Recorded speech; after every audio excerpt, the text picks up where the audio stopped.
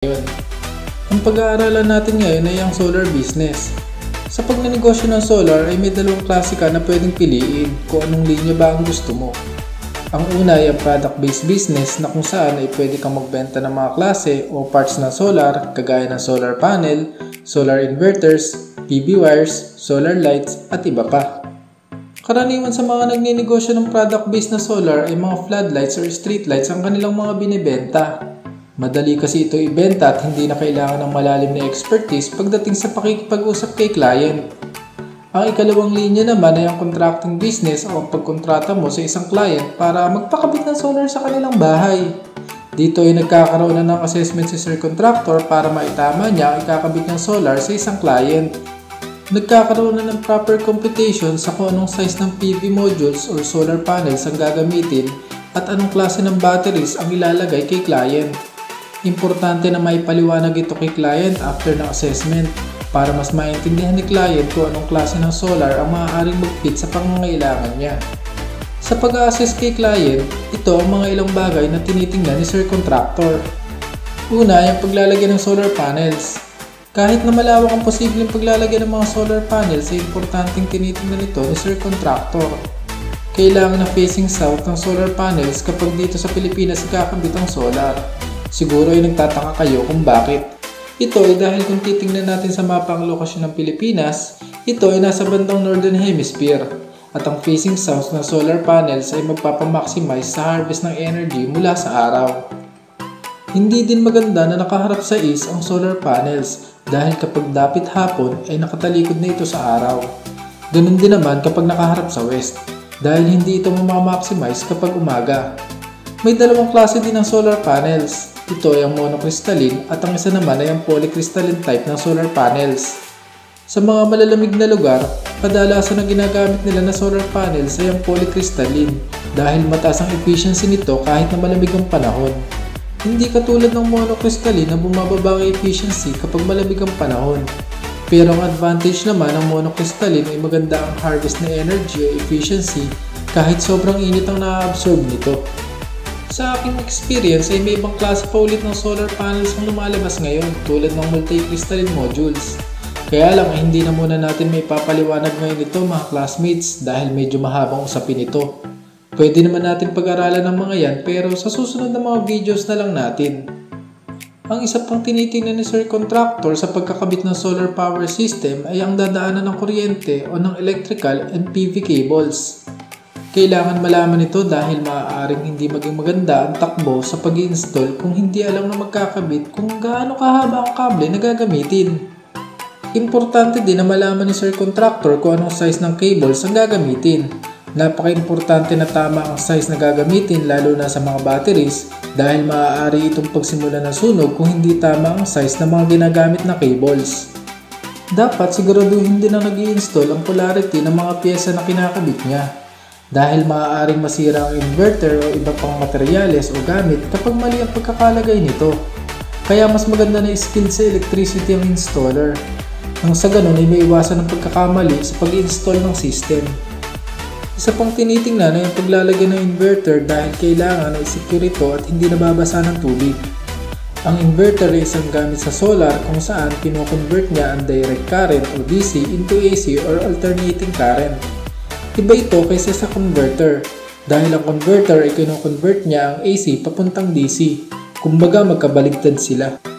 Ang trabaho ng inverter ay ginagawa niyang kuryente sa loob ng bahay ang energy na nakukuha ni solar panel sa araw. Hindi kasi pwedeng gamitin ito sa loob ng bahay dahil halos lahat ng appliances natin ay nakadesign ng 220 volts AC at hindi DC. Kaya kailangan pa ito isalin ni inverter. Kung tayo naman ay may DC appliances katulad ng electric fan o TV, kailangan pa din natin i-check ang voltage nito kung ito ba ay 12 volts, 24 volts, or iba pang voltage dahil maaaring hindi mag-match ang voltage nito sa battery na ating gagamitin at maaari itong ikasira ng ating gamit. At dahil napag-usapan na din natin ang voltage ng battery ay isunod na natin sa pang-apat na i-check ay ang connection ng battery dahil tinitingnan din ang connection at size ng battery. At syempre ang paglalagay nito sa loob ng bahay o establishment. Mahalaga na malaman ito dahil ang battery ang magiging source of power kapag walang kuryente. o kaya naman ay source of power sa gabi. Kung sakali na undersize ang battery na ginamit ay madali itong mauubos at maaaring hindi masatisfy ang need sa power ni client. Kung oversize naman ang battery ay parang masasayang investment ni client dahil hindi naman masyadong magagamit ang sobra at masyadong hahaba ang return of investment ni client. Sa pagkakabit ng battery ay may iba't ibang connection pa na dapat aralin. May 12-volt system, 24-volt system, 48-volt system at iba pa depende sa paggagamitan nito. Kadalasan ay 48-volt system ang setup ng battery na ginagamit. Siguro ay isama na lang natin ang mga usapin ito ng battery kapag gumawa tayo ng video ng tungkol sa klase ng solar panels.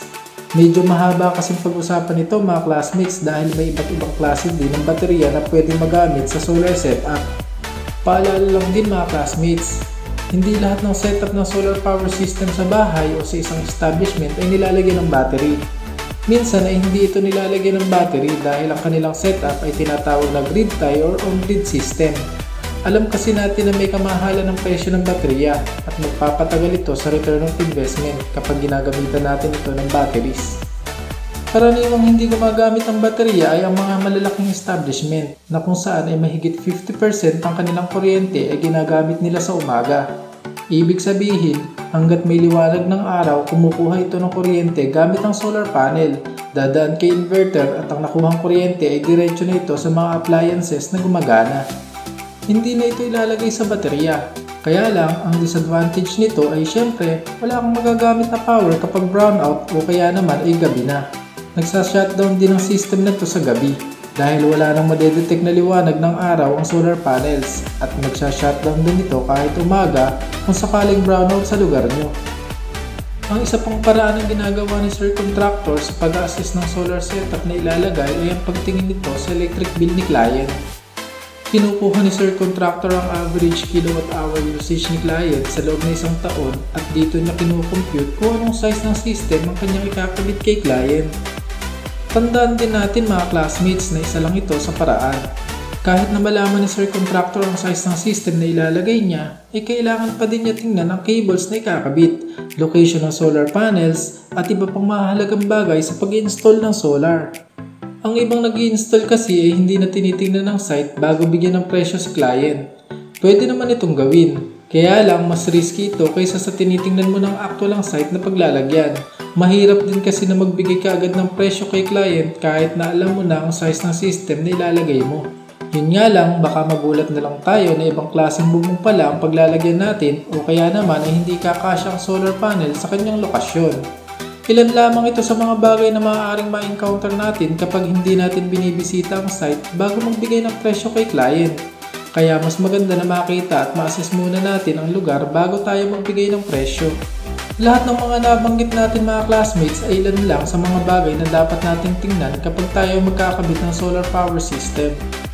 Alam ko naman na madami pa kayong katanungan kaya siguro ay magandang matalakay natin ito sa mga susunod pa nating mga videos para mas magka-idea pa tayo tungkol sa solar. Maaari nyo i-comment sa ibaba ang types of solar para kung mas madami pa ang may gusto ng ganitong topic ay may priority din natin. Madami pa din naman kasi tayong pag-uusapan dito at pwedeng maging topic kung paano uunlad at aasenso ang ating negosyo. At para naman sa mga classmates natin na may idea pagdating sa solar ay maaari nyo din i-share sa comment section sa ibaba kung may mga bagay akong nabanggit na mas madali nyo maipapaliwanag para mas maintindihan pa na iba natin mga classmates. Alam naman natin na kahit sa anong bagay na mabuti ay kailangan natin magtulungan at iwasan ang tinatawag na crab mentality. Ano mga classmates, may natutunan ba tayo ngayon? Sana ay madami tayong napulot sa ating video at kung sakali na magtatayo tayo ng ganitong negosyo, ay aralin natin ito mabuti para hindi tayo magkaroon ng problema lalo na sa mga magiging kliyente natin. Ayos? Sige, hanggang dito na lang muna mga classmates at magkita-kita tayo muli sa ating mga susunod na videos.